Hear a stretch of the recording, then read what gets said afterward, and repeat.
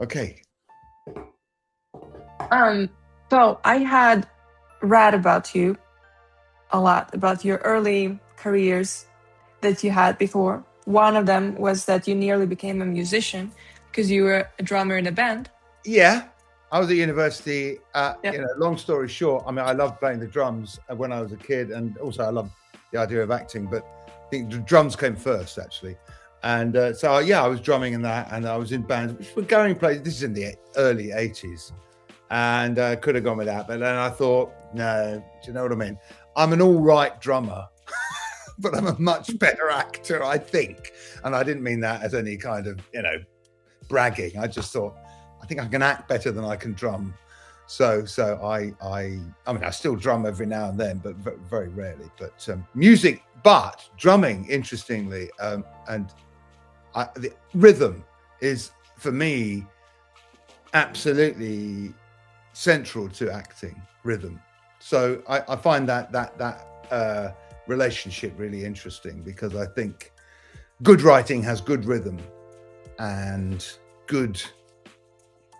And you can get a lot of meaning and emotion out through a good rhythm. A rhythm will help it anyway. It will certainly support meaning and emotional involvement. Do you know what I mean? I really think that's certainly comedy. I mean, you can't do comedy.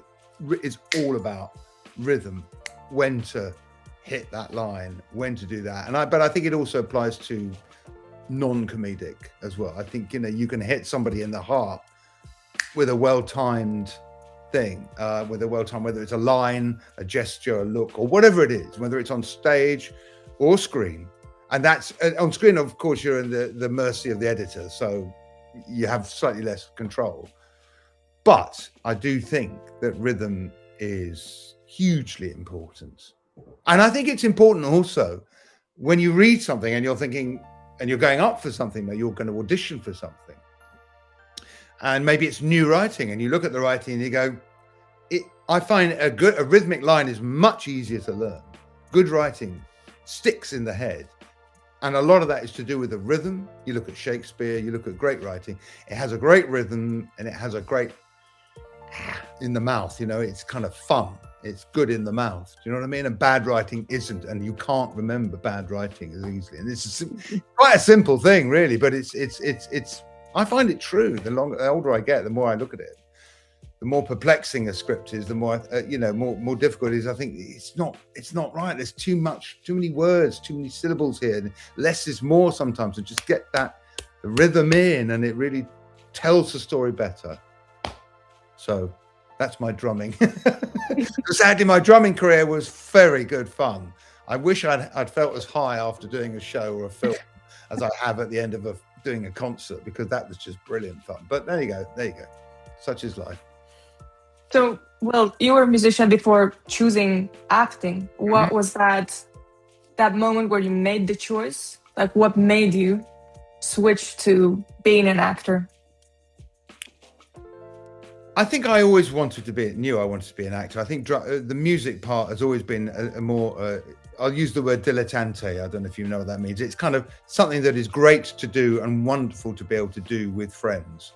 But in a way of making money and actually supporting yourself, I knew that I was going to be, that acting I was much more serious about.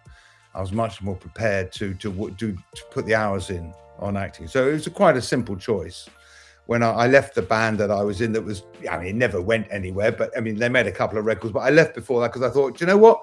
I don't want to be, offered some acting job and leave them, up in the air because I'm going to suddenly leave the band. So I thought, no, I'll leave the band. I'm going to concentrate on that and focus on the one thing and do as well as I can. So it's simple as that, really.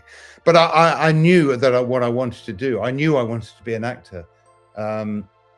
From quite an early age, I think from the time I went to the cinema with my mother, aged 8, to see a film called Oliver. I don't know if you know it. It's quite famous. It's a musical about Oliver Twist. It's a Dickens. Oh, okay. Oliver, famous, great film. Saw that, and I knew that I wanted to be up there doing that. subconsciously, I think. And then I think as one matures and you know, you're not 8 anymore and you're running around playing football or whatever, and then suddenly the words hit you, words, literature, if you like, or words that hit you here or wherever. And then I suddenly realized that that's where I was at, interpreting words. I don't write, but I love other people's work, to interpret, to help. Also, I do like working on new writing and helping the writer, hopefully improve or, make it punchier or better or whatever. I really enjoy doing that.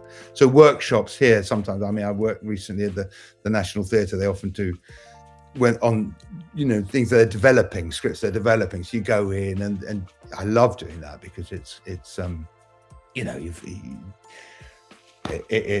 you feel like you're really creating something with a group of people.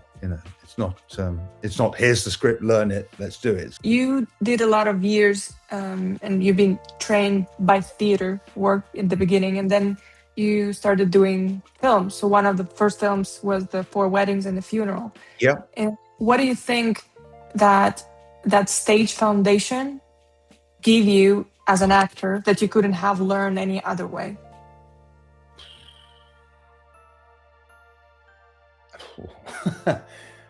I mean, I think it's invaluable. I really do. And I don't want to sound like one of those. I know a load of older actors always sort of bemoan the fact that a lot of young actors. I think you can easily be a brilliant screen actor having not done any theatre. I don't think it's a prerequisite for it. But because of the world I grew up in, i.e., I was coming of age in the 1970s and the early 80s, and probably like in your countries, there were like 3 TV channels, the cinema or the theatre, and that's it. And the theatre was where you could act. And so that's where you learned how to do it. And so it wasn't a sense of making a choice. That's what you did. And certainly in Britain, you did stage work, and then maybe you got film work, which was more lucrative. You earned more money generally, and you still do. But its importance is huge, I think. I mean, the confidence, apart from anything else, you have to learn a whole part, from beginning to end, and do it every night. In the film, you only have to learn how many scenes we're doing today. 3 scenes. You learn 3 scenes. So, and I think I mean, that's in very simplistic terms. I think a lot of film actors, good film actors, will look at a whole part, and they'll be very aware of exactly where they are at any point in the story and in anything. So you will learn the whole part, as it were, in your body and you'll learn that person. But in the theatre, you literally have to learn the words as well and get them all in the right order, hopefully. But I think, what does it offer? What does it add? I think space is a very different thing in the theatre than on the screen. And the screen, you're always like we are now. Look, there we are. That's the screen. There you go. Now, it's up to the director where he puts or she puts the camera and how big or small you are in the thing. That's kind of beyond your control, although you may, if you get a nice relationship with the director, be able to work that. And, oftentimes I have said to some directors, wouldn't it be great if we just played it locked off and everyone's in? And it's like a theatre scene. And actually what you're seeing is it's all happening there in front of you, rather than going to suddenly there and then suddenly there. Do you know what I mean? There's a very different idea of space when you act on stage and when you act with a camera. I don't think it's a very difficult thing to comprehend or master's the wrong word, or to understand, really.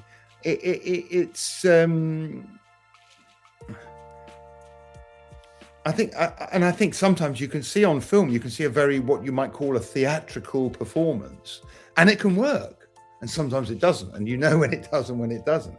And I think good film actors are brave enough to, if it's true, it can never be too big in a way. I don't know if that's absolutely true, but I do remember thinking that actually you can.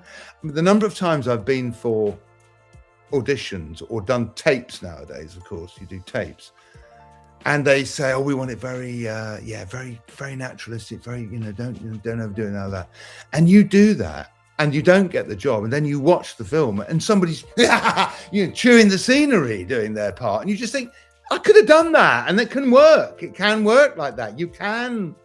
There is, as long as it's sort of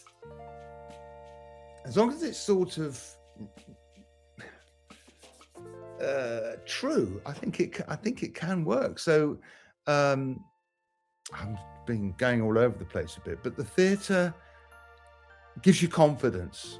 I think, apart from anything else, the other one thing, and the most important thing, I think, in acting is a sort of confidence. Now, it doesn't mean you might still be a shy person. You might not be, but your confidence is in what you're doing with the work, as it were. So it's that kind of confidence, that confidence of selling this character who you're playing. And I think on the stage, often you can be literally alone on the stage, and you're there and you're talking to the audience, or you're in some sort of, or you're talking to your fellow actor, and you're listening to them and you're reacting to them and trying to be as alive as you can be. That helps, I think, on a film set as well. So I think there is a crossover. There's obviously things about you. Obviously, if you're in a shot like that, if you start moving around too much, it's too bad. If you're back here, you've got more room to. It's all that. That's technical, but that's not hard. That's common sense, really. So it comes back to the idea of space, is what I'm saying. Being aware of the space that you're inhabiting on stage in relation either to other people on stage with you, or on a screen in relation, either it's that and you're just going from single to single like that, boom, boom, you're having a conversation, which is very TV.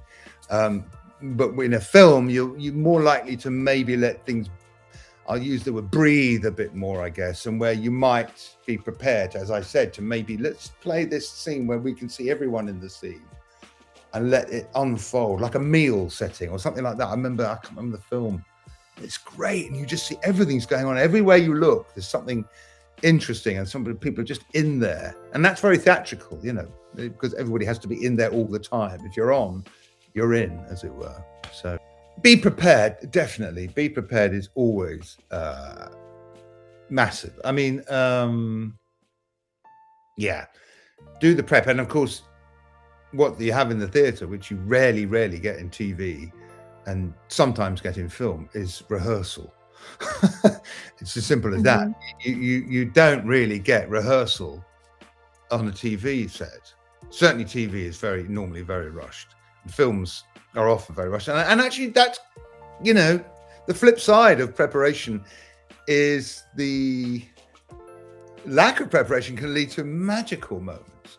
So, if you've got a 4-week rehearsal period for the theatre, and in week 2, you have this great moment and you do something and everybody in the room goes, "Oh, that was electric." Now you've got to try and do that every night in the theatre, try and get that electricity.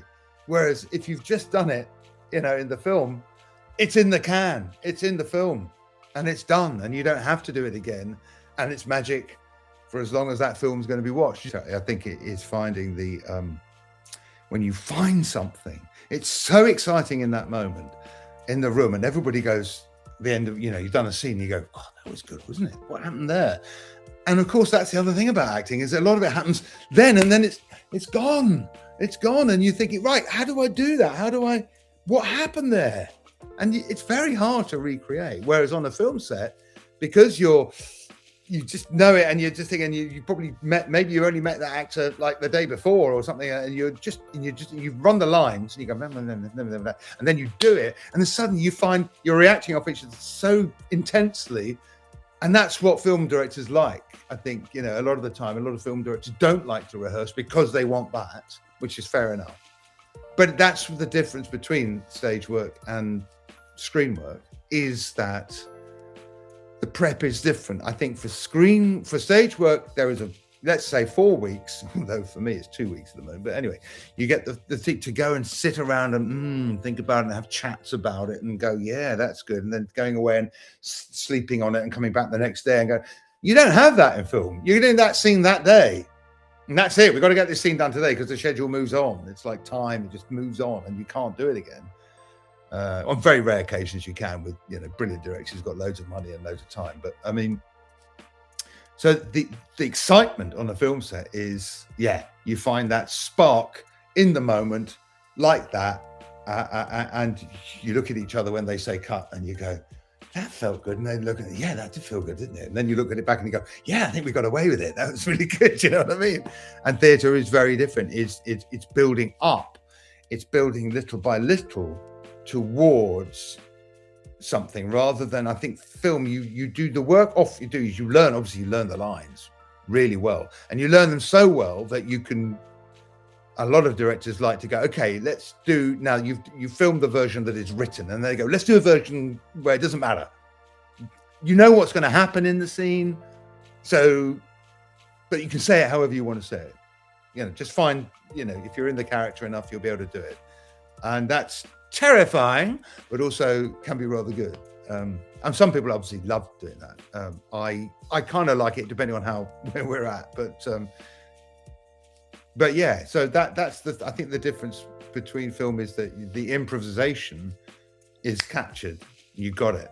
Whereas theatre, the improvisation comes 3 weeks before you open, and you've got to try and find that shock, if you like, or find that timing or whatever. And you're never going to do it exactly the same every night. But then again, that is also the beauty of the theatre, is that it's never the same. And whereas a film, once it's done, it's always the same. Although you'll find different things in it, and hopefully there'll be a complexity or subtlety in your performance that people will want to watch it again and find different stuff. But that's their subjectivity. But what actually happens on the screen is fixed.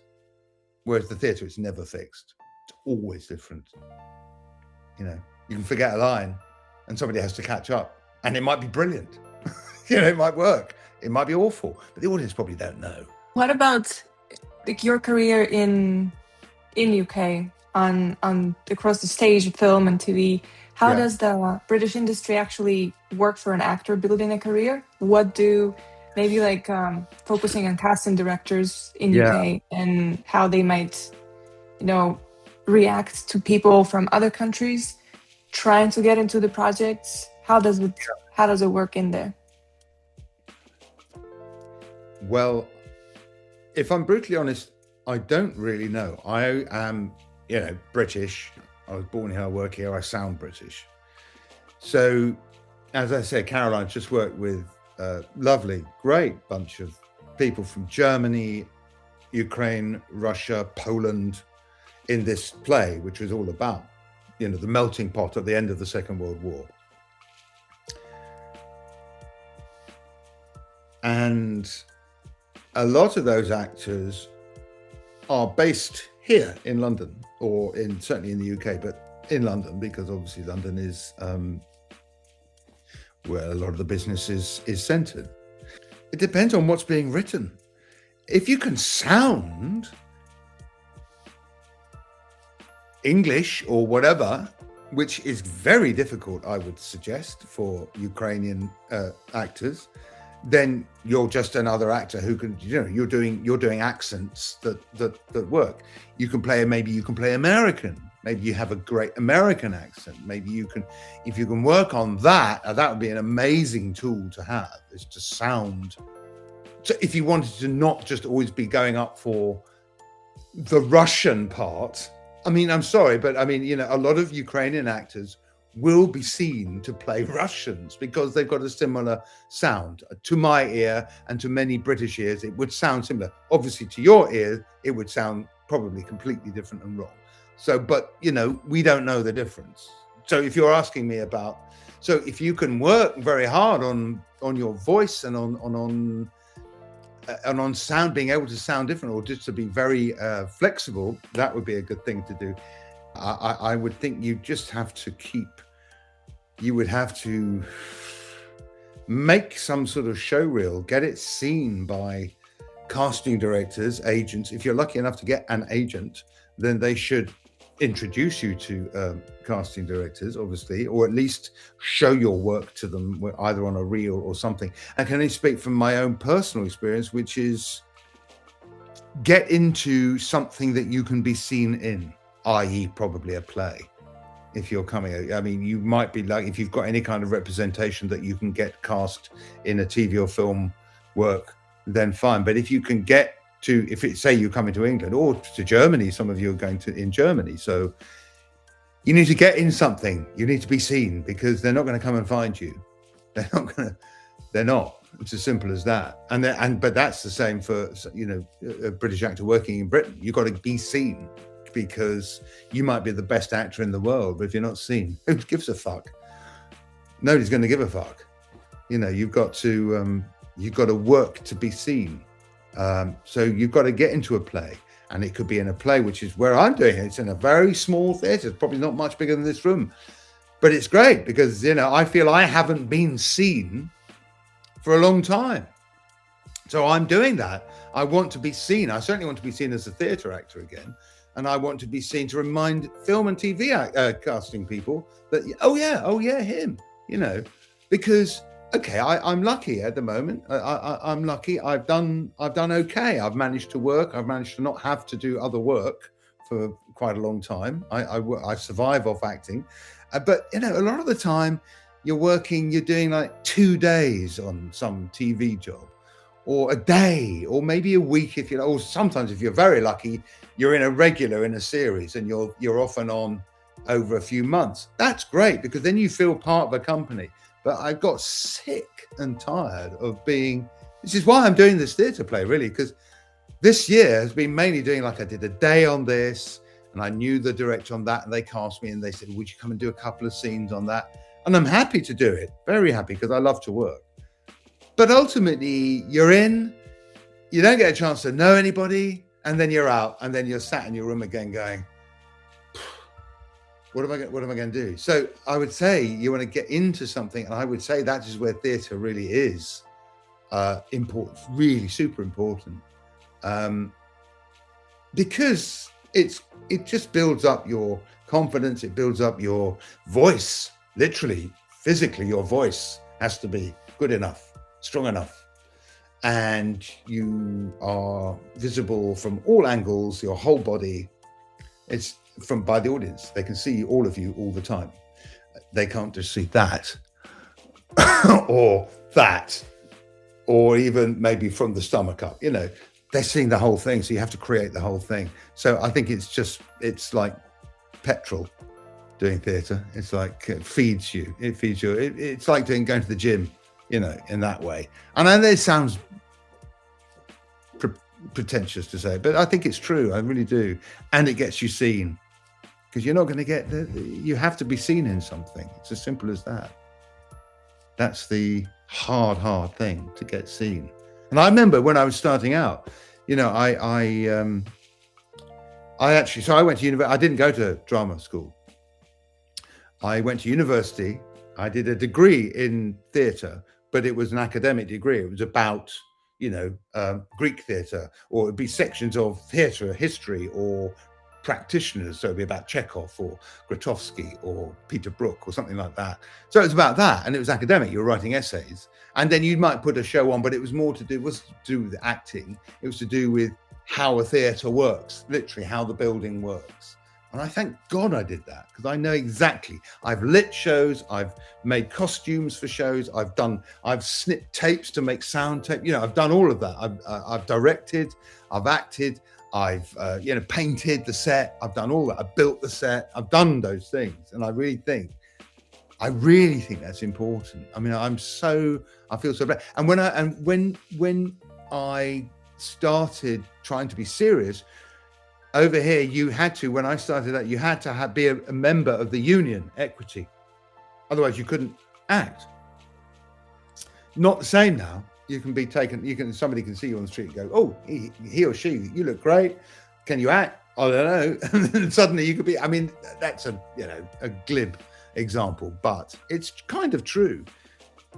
but I'm glad that it. But I had to. So I did a job where I had to understudy 3 or 4 parts, but I also had to build the set, and it was a tour going around. But I got my equity card, and that meant that I could go and get. So then you go and try and work in theatre, fringe theatres, and you get seen. And hopefully, if you're any good, people will see you. And if you are good and you catch the eye, you will get an agent, and you will be then introduced into castings, and you will meet casting directors, and you will forge those relationships. And it literally is one thing leads to another. You can't arrive fully formed. You've got to work from the bottom up. In this country, I think certainly that's true, and I'm sure it's probably true in your country as well. Yeah, Ksenia, you have a question. Yes, I have a question about agencies. It's interesting for me how did you get in this 42 management and production agency? If I'm not mistaken, you are now there, or you're talking about my acting agent, my agent? Yes. How did you find it, or how did I get one? Yes. Okay, so I mean, for me, because I didn't go to drama school, as I say. So if you go to drama school, I don't know if either of you have had a training, but I didn't do that for various reasons. If you go to that, then they will often have a showcase at the end of your drama school, and where you will do some speeches or stuff like that, or even maybe a whole play, and then some agents hopefully will turn up and see you, and if they like you, they'll take you on. I didn't do that. I formed my own theatre company after university, which was professional, yet we didn't have equity cards, but we did shows. We went to festivals, things like that. So you just get used to doing them. And then I mean, that's the thing. It's so idiosyncratic. I don't know if you understand that word, but it's so particular. I did a show. I worked with somebody, an agent, and agents came to see the show, and they saw me and thought, yeah, I can take you on it. It's as simple as that, which is why you need to be seen. You have to be seen. It's very hard to get an agent if you've done nothing, and that's the catch-22. It's hard to get a job without having an agent, and it's hard to get an agent without having a job in the first place.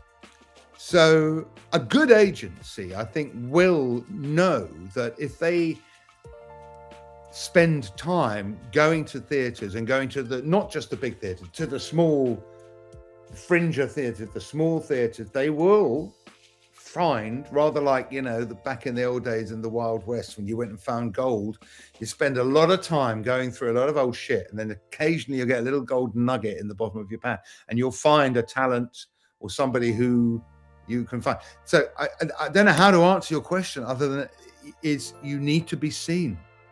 And I don't know how to answer that question, is how you get seen. I think you get seen. You just find out what's going on, what's casting in the small theaters or wherever. I don't know what you have in Germany or in Ukraine or in Spain.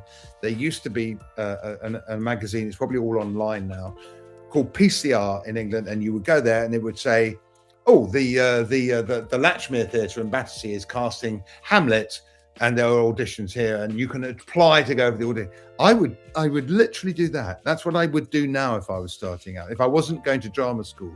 But I think nowadays people they tend to go to drama school. I think it's a harder path to not go to drama school and to fall into acting, as it were, to become an actor by accident. I think is probably a bit harder now than it was maybe when I was your age, as it were.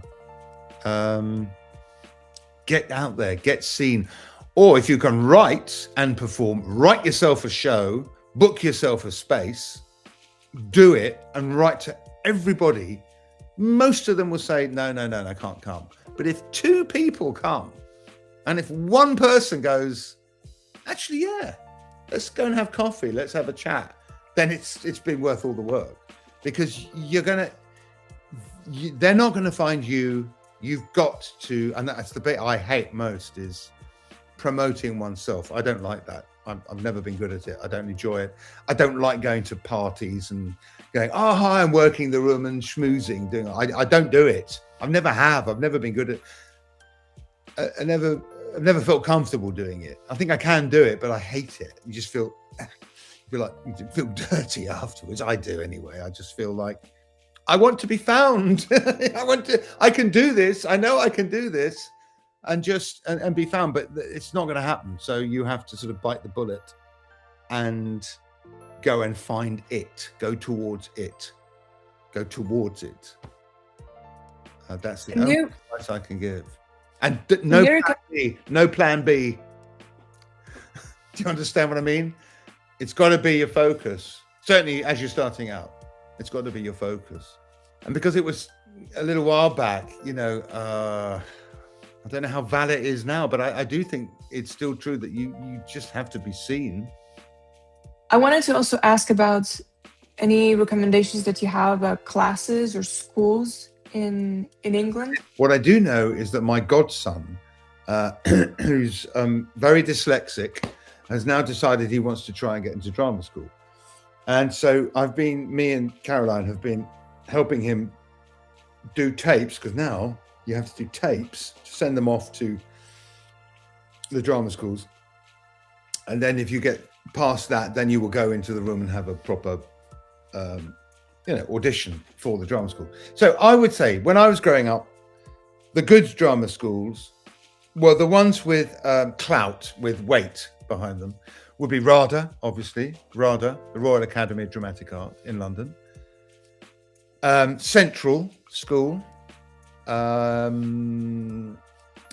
there are lots now that I don't know anything about. There's LAMDA or Guildhall or LAMDA. Guildhall, I would say, if you also have a musical ability as well, is quite good for that, because they have a very strong music school. The Guildhall School of Music and Drama in not far from here, actually, which is also, I think, good. But then there's also the probably cheaper options, and probably, you see, the reason I found going to drama school difficult was I just thought, well, if I go to university and I just do plays all the time there, if I can, you get into the drama society at university and you just work on plays, you're going to get better by doing it. And you'll probably learn that, yes, it is something I love and I want to do, and I'm serious about it, more by doing that than going into a classroom with everybody who wants to do the same thing, feeling maybe competitive about it. I'm not saying there isn't competition when you go to university and you're competing for parts, but you're also doing other stuff as well. Whereas the whole focus at drama school seemed to me to be, I'm doing that, I want to be an actor sort of thing. And it becomes a competitive, it's like you're working together, but you're kind of thinking of, there's a kind of edge to it.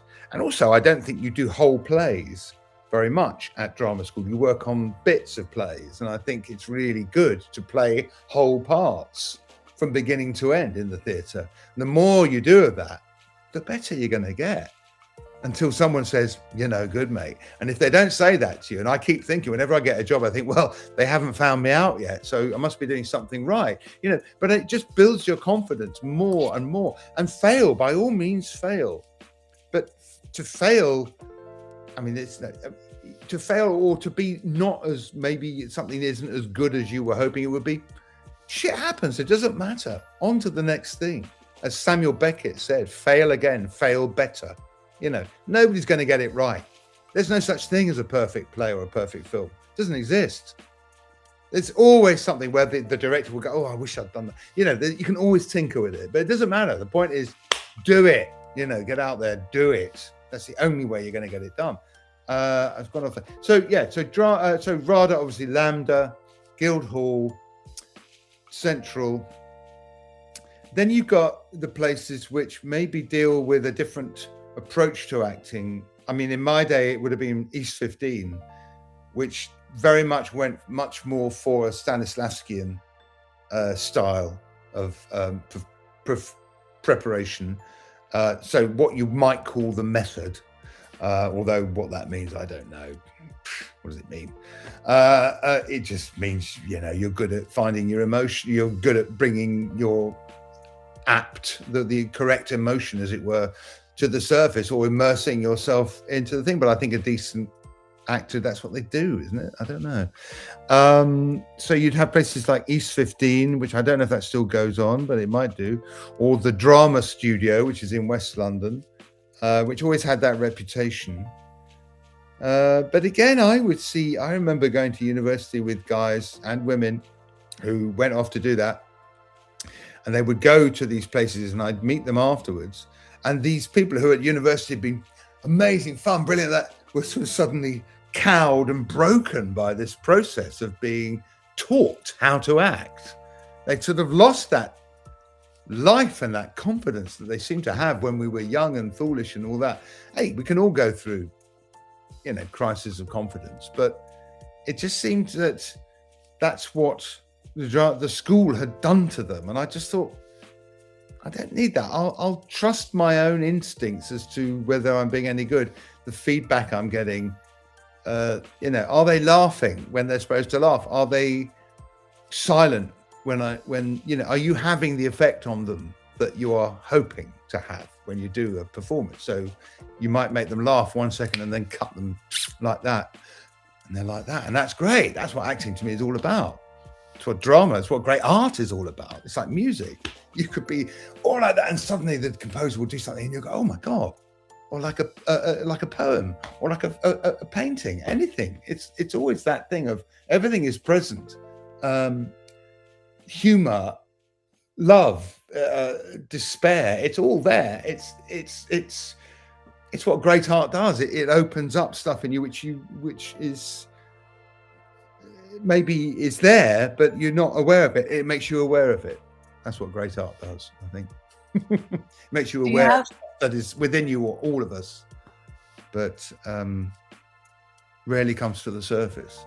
And I think as an actor, is what you're striving for is to present that cave painting, if you like, to show someone, as Shakespeare put it, the mirror, to hold as 'twere the mirror up to nature, to show them who they are. It's okay to feel that. You're not alone feeling that. Good writing does that. When you read a great novelist and you're going, it's something that you've always thought, it's like going to AA. Alcoholics, it's what if you have an addiction and you suddenly realize there are other people like me. I'm not alone. It's that.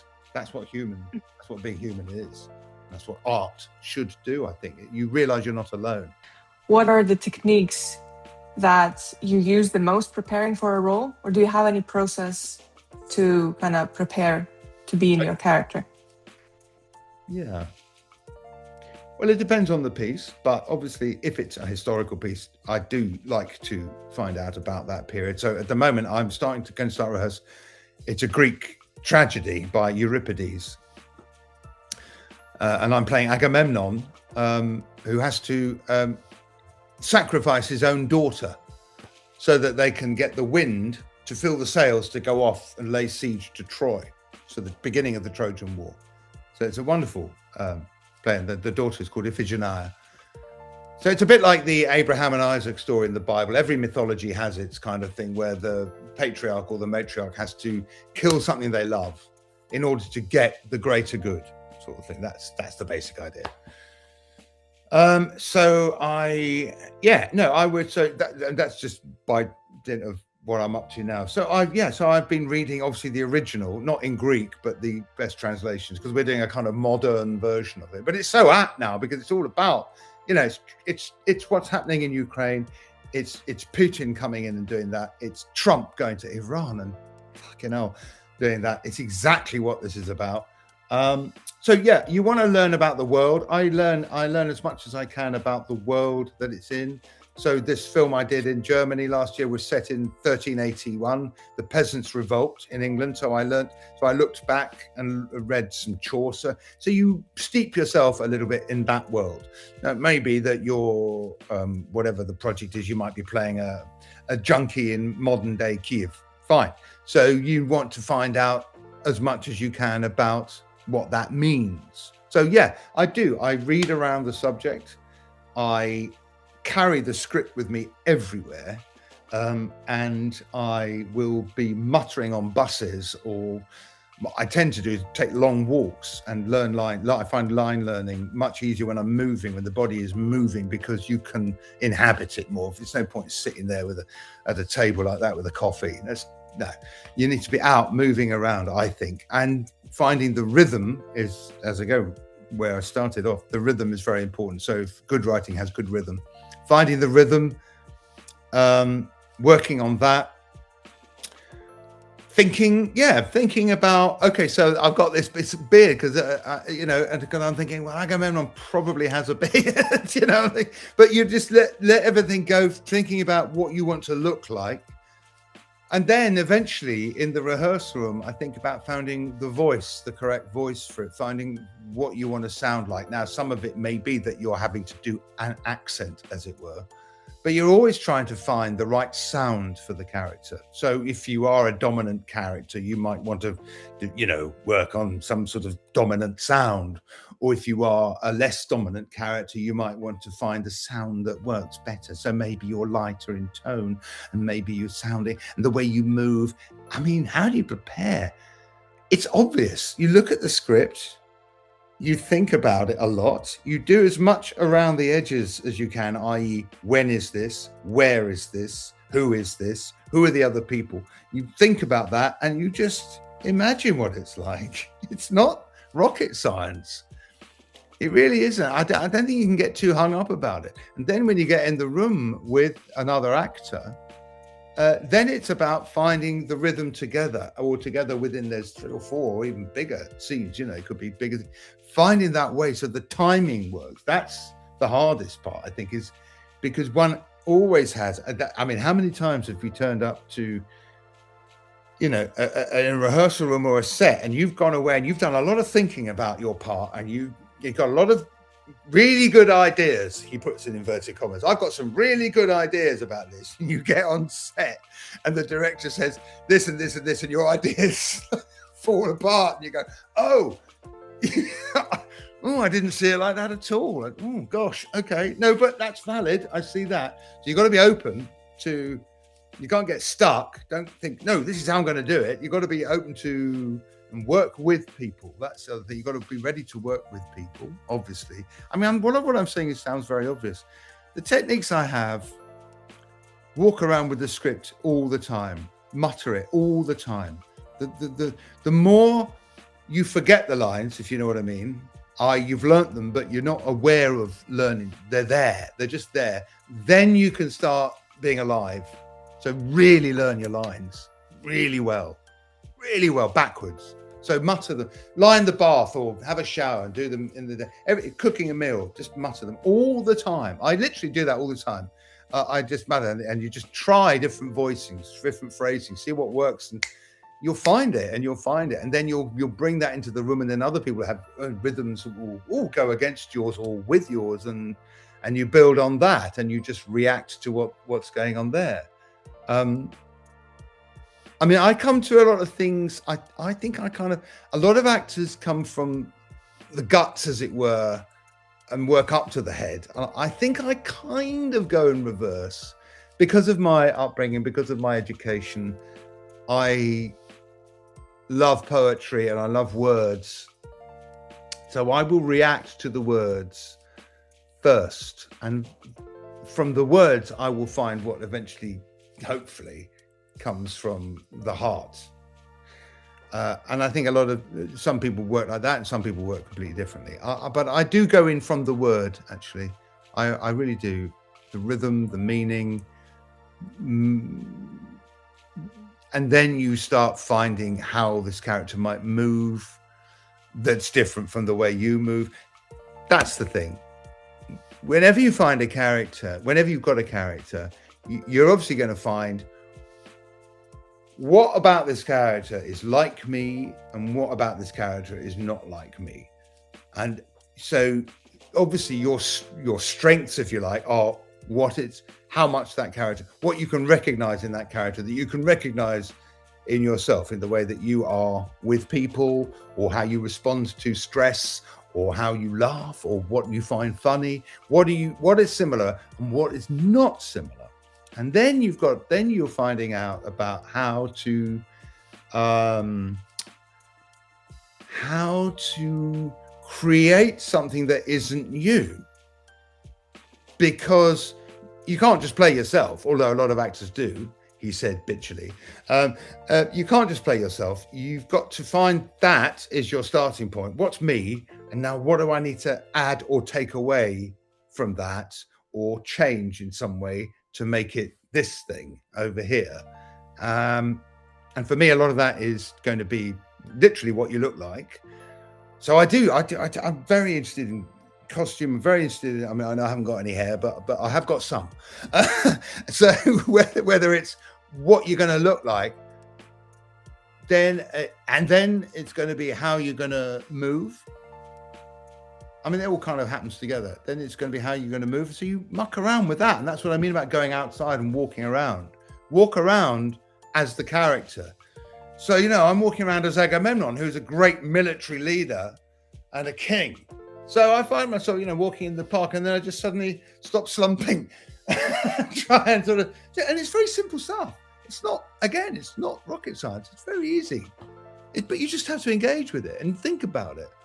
And think, yeah, I could do that, but then there might be something, maybe he's got a war with, you know, just make up some shit about it, make up some rubbish about it, have lots of ideas, and then just cut them away, and then find what resonates the most truthfully, and what makes the play or the piece or the film or the scene work best. And that means you get yourself in order, and then you get yourself with the other players also working. And that might mean you're clashing, which might be what the director wants or the writer wants, or it might mean that you need to be really, you know, together. And so that's quite difficult. Then you've got to really find an empathy with the other person, which can be really, you can click like that, or sometimes it can be tricky. But that's what you're moving towards, I think. So just keeping your imagination alive and keeping your performer alive. It's not real. Even if you're doing something that's realistic or naturalistic, it's not real. So don't get hung up about, you can be real, but you can be bigger than real without being hammy, I think. And it's very difficult to explain in words. You just do it, really. You know when it's wrong, I think, or hopefully somebody will tell you when they go, that was a bit much. But that's fine. I'd rather go too much and come down than have to build up. You know, I'd rather an actor, when I've directed, I'd rather somebody threw the book at me and went like that. And I go, that's brilliant. Love that, love that, love that. That's not, I'm finding that's too much. Well, that's a bit, you're on the same note the whole way. Fine. And that's the other thing. Yes, that's the other thing is, what do you call it? What do they call it in music? Dynamics. The dynamics of a scene or of an act of a character. The dynamic. What is the path? Are they going up? Are they going down? Are they? Do you know what I mean? You just got to keep asking questions. I write all over my scripts. It's just always questions about rhythm, about you know, where am I at this particular point? Where is this other character at? How are we coming to solve this problem? That's problem solving. That's what acting is. It's problem solving. It's like anything. It's like doing plumbing. It's like the water's coming out here. I've got to fix it. How do you do that? It might be really complicated. But ultimately what you're doing is you've got a scene to perform. That's your problem. Solve it.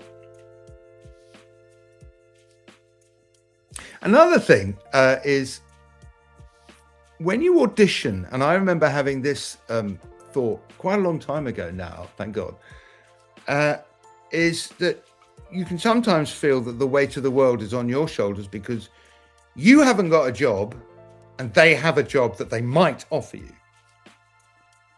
Now, that can make you it can be quite stressful, and it can be quite where you feel you don't have any power.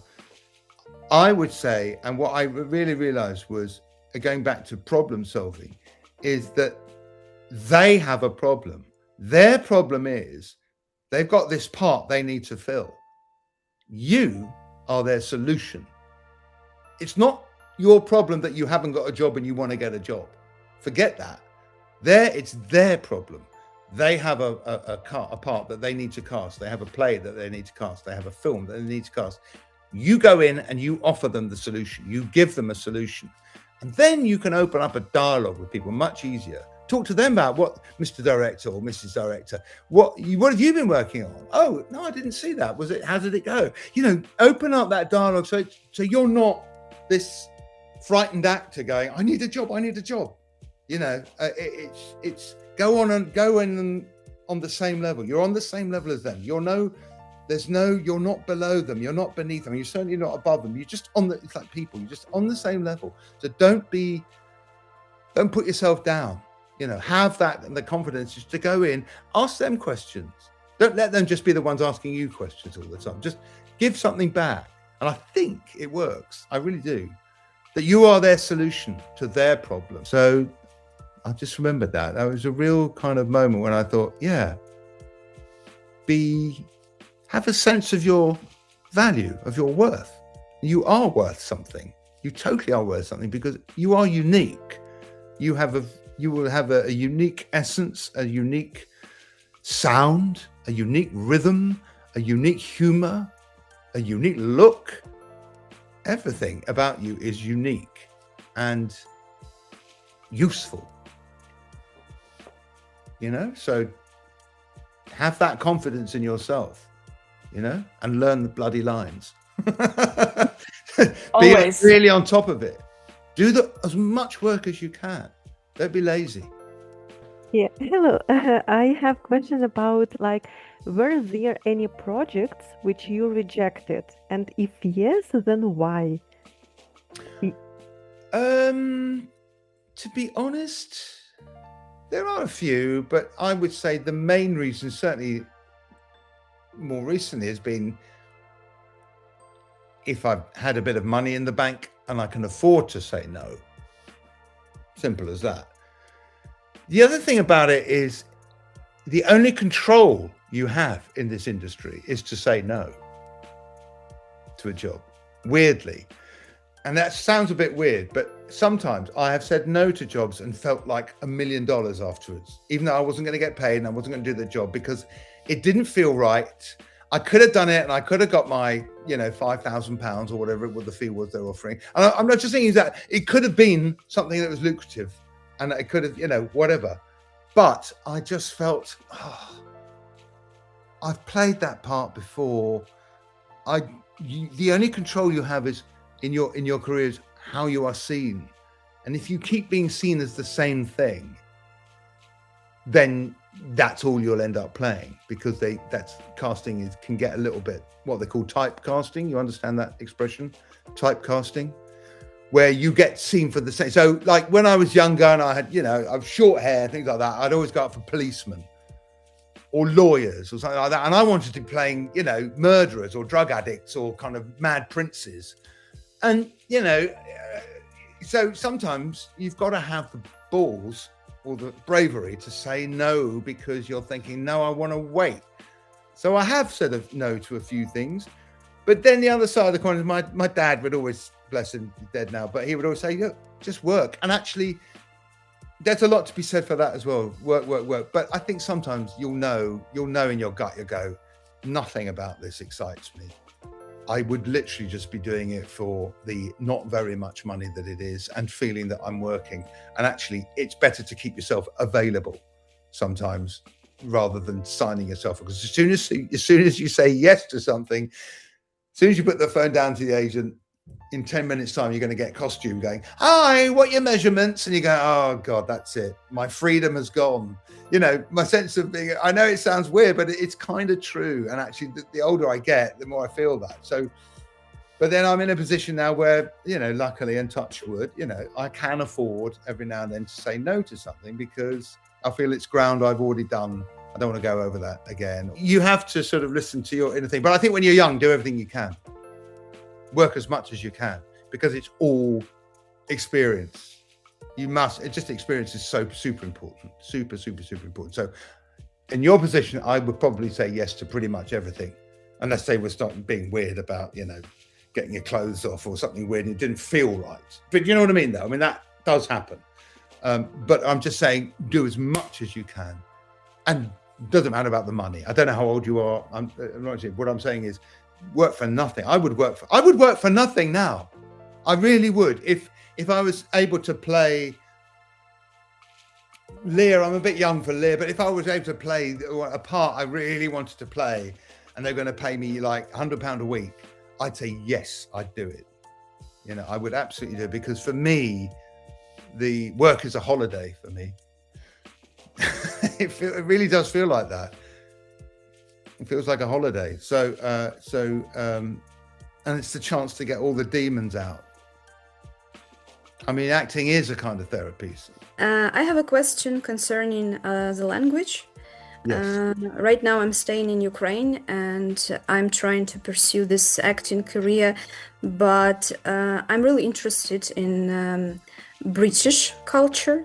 And it seems like I know, at some level, I know language, yeah, and I can watch movies, I can speak, I can read some books, yeah, but still I can't understand like the behavior behind this language, because it's not my native language, you know, and it's like it's always a struggle, and it's an obstacle to understand the character, whether the character is British, you know what I mean? Like Shakespeare, for example, is crazy. So I just wanted to ask. Italian, and a lot of them aren't British. You know, they're Danes, Italians. You know. Yeah, and just to get closer to this culture, not only language, you know, but to the culture itself. Maybe you have some kind of books that you've read and you can recommend, maybe some literature, plays. I mean, it's a fascinating question, and a really fascinating question.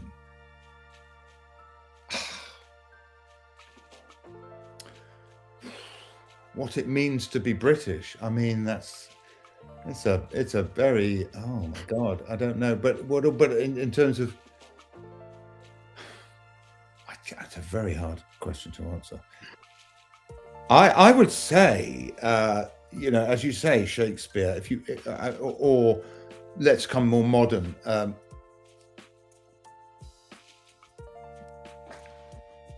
If you can read English, which you obviously can, I mean, you sound like you can, your English sounds pretty perfect to me, then I would read as many, let's say, plays, contemporary British plays, and plays through the ages.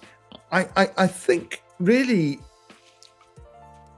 even though a lot of plays, British plays, are set with British people, I think ultimately good writing is about the human condition rather than the British condition, although there are obviously some pieces of some works that do trade on Britishness, and that's kind of a big part of what they're about.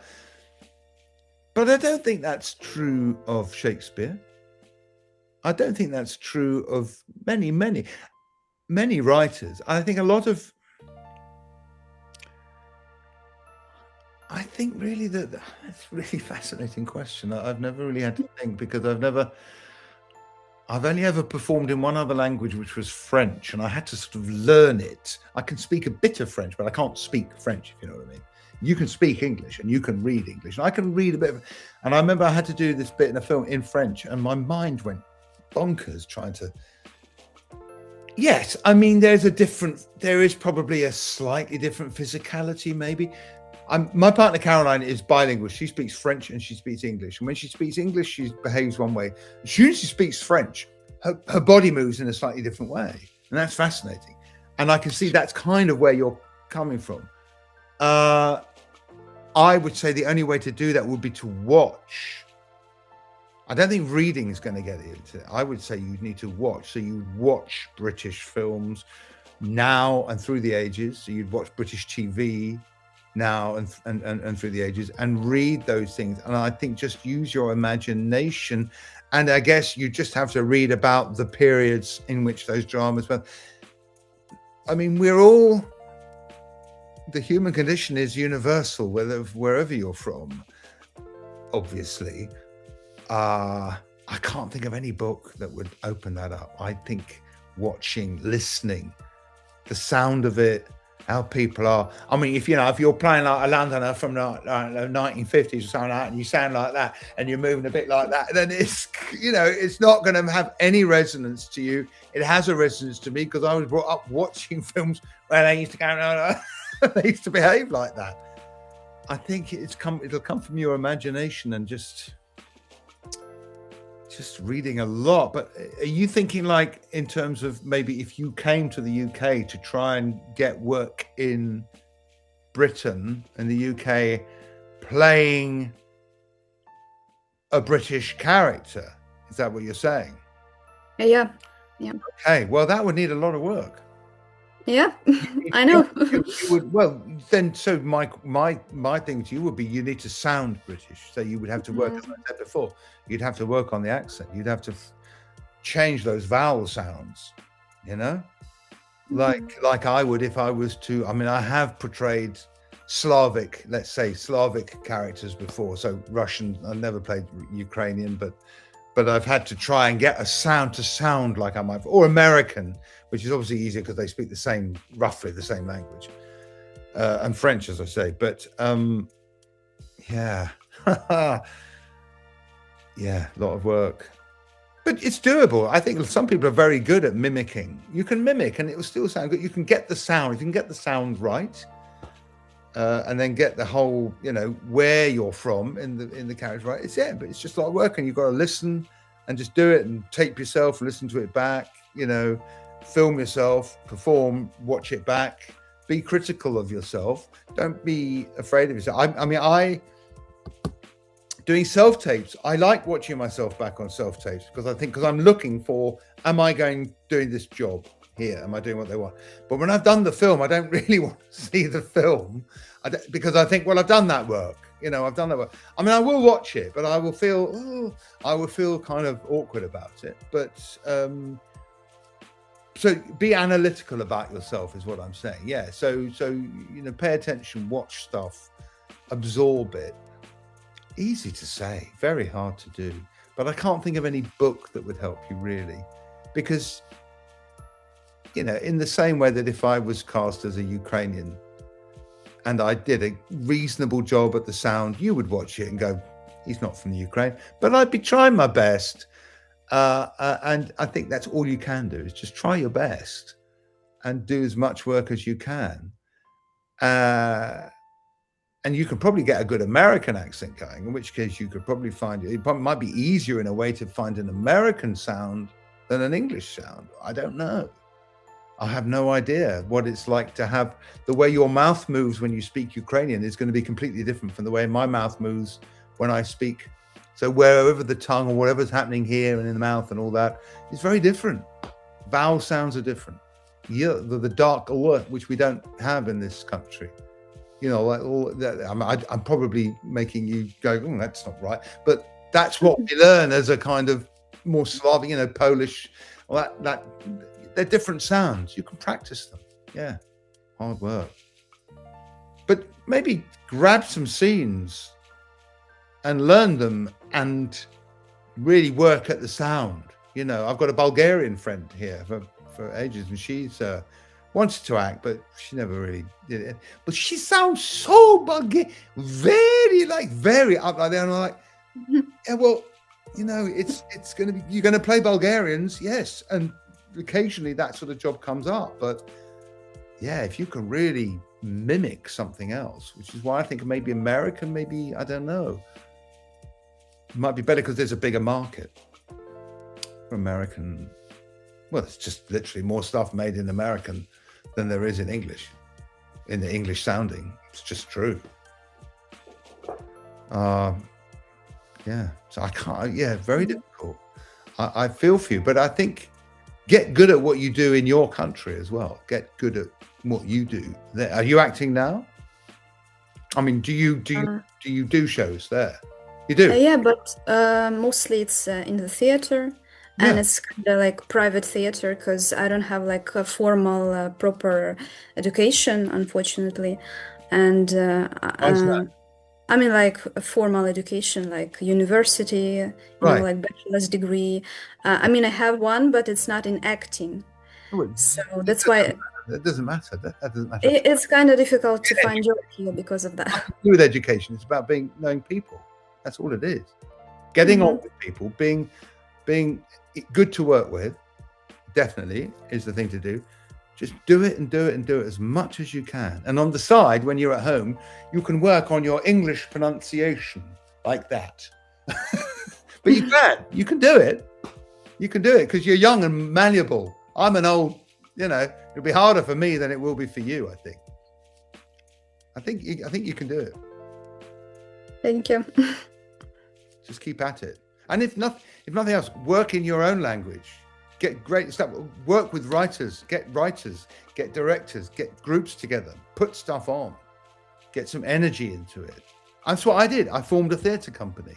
It's hard work and it was boring sometimes, but it was brilliant when we got the show on. I did that when I was probably your age. I don't know how old you are. I was 23 or 4. Yeah. Do that energy. While you've got the energy, do it. Do everything you can. Everything. You'll get there. Yeah, thank you so much. Yeah, my pleasure. Absolutely. What was the worst and the best advice you've ever received regarding acting? The worst advice I ever got was when I was trying to get into acting. My grandfather was a very famous pianist, not classical. He was a popular entertainer, and he was on the in here they had music hall shows, so there'd be loads of different acts, and be comedians that, and he was a musician, and he was very big, very famous. He was American, but his parents were German. They came to America, and then he came from Pennsylvania to London, and then my dad was born, and then I was born. And he was huge, and he knew another band leader called Billy Cotton. Anyway, long story short, I got a meeting with when I was about 19, I guess, 18, 19, really serious about being an actor. I'd played some big parts at school, but still big parts, Shakespearean parts. I was really serious about it. I wanted to do it. And I went to meet the head of Equity, which is the acting union here, because I got a meeting, and I didn't have a card, and I desperately wanted the card. And in my dreams, I was thinking, oh, I'm going to turn up and he's just going to give me a card because of his dad knows my dad and all that kind of shit. Of course, that didn't happen, and rightfully so, because you need to earn it. You shouldn't be just given. And he said, well, I think maybe why don't you just do something else and go and be an amateur actor? Go and do that, go and work in the church halls and put on. And that actually spurred me on to thinking, no, fuck you. I'm gonna do it. How dare you sit there in your power as the man who can dispense. Yes, you can be an actor, you can't be an actor, and tell me that I don't really want to be an actor. So I think that's probably, I can't think of anything worse. The best advice was no plan B. Just don't have plan B. Certainly when you're young, just go for it. Go for it. I mean, obviously you might need to do other bits and pieces. I mean, I did other, when I was younger, you need some money, but just keep your eye on the prize. Keep your eye on the prize. And the prize isn't awards and starring and loads of money. That's not the prize. The prize is to have the privilege to play Hamlet, or the privilege to play Juliet, or the privilege to, Harold Pinter was my absolute god, to play or to direct something like to work with great. I'm sorry, this sounds really worthy, but it's making me kind of almost cry thinking about it. I really think it's true. It's an absolute, to play a part like Hamlet, to play a part of someone you revere, a writer you love, is not many people get the chance to do it. Really, not many people. I mean, thousands of people over the course of time, but in the great scheme of things, I remember there was an actor here called Michael Gambon, who was in all the Harry Potter movies and things like that. Wonderful, wonderful actor. And he's dead now, sadly, only recently. And I remember reading his an account of him. He was playing King Lear at Stratford. Way too young for the role, but he had heft. He had a real heft. And he said, and he remembered driving up the motorway in his car from London up to Stratford, which is a little short trip, about 100 miles up the road in the Midlands, to the Royal Shakespeare Company to play King Lear. And he would look across to the car next to him, something as he passing by, and he'd see obviously a businessman who was wearing a shirt and tie, and he had his jacket hung up on that thing that you've got in the car behind, behind you in the car. There was a jacket there, and he was wearing a shirt and tie, nice, neat haircut and everything like that. And he was in a beard with hair driving up here, and he looked over and he just said to himself, "Those cunts, they don't know they're living. I'm going to play King fucking Lear," like that, as he was driving up. And he just thought, yeah, that's the reason you do it. I'm going to play King Lear. That's all the payment you need. I mean, I know that sounds naff and you want to be able to make a living, but if you start with that attitude, I think the rest will come. I really do. I think that's how I just want to act. I don't care. I'll paint, I'll sew the costumes. I will light the show. I'll do everything. I just want to have to do it. It's the only way I feel normal. I really think that's true. I really think that's true. I feel like I'm at a therapy session now, but I honestly think that's true. So that's what I mean by no plan B is you can't go at it half-cocked and think, oh, I want to be an actor because I want to be on the telly and be bullshit. Absolute bullshit. And I think for some people, you can aspire to that. But what you need to aspire to more is to have the privilege of saying those words. And I came from the theatre background, so I feel that I'm very lucky to have had and played lots of different parts by great writers, Ibsen, Shakespeare, Pinter, Chekhov, at an early age, too young sometimes, but doesn't matter. Fail again, fail better. The next time, fail better. You're never going to get it right. You're always going to kick yourself about something. Doesn't matter. Just do it. And that is my message to you. Just do it, and you have to do it. You can't. If anything you think, oh, then it's not for you. It's got to consume you. Do it as you can. It's hard, and it is hard, and sometimes you feel absolutely miserable. But you've got to go through that. It's not an easy thing to do. Unless you're doing it. And it's great. For me, anyway. For me, that's what I find. I've been doing it so long now, and I've never done anything else really, that it's talking about it is hard. I can only talk about it in emotive ways. There are practical things, which are do the hard work, read around, be interested. Get on with people. Don't be the one that they're going, oh God, Be emotional. I mean, I've flown off the handle sometimes. Yeah, I've lost it in a rehearsal room, and I've apologized. It happens. It's not the end of the world, because you're only doing it because you care. I'm not tricky though. Get on with people. Respect every job in the theatre. Every job, from what you may think is the lowest job to the highest, and on a film set, everyone is absolutely critical. So if you're a fucker, if you're rude to someone, you're no good.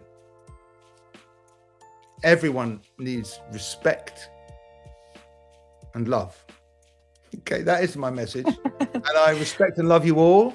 And it's been a privilege to be able to talk about it. And as I say, I'll be in touch with you, Julia. Thank you, Simon. All right.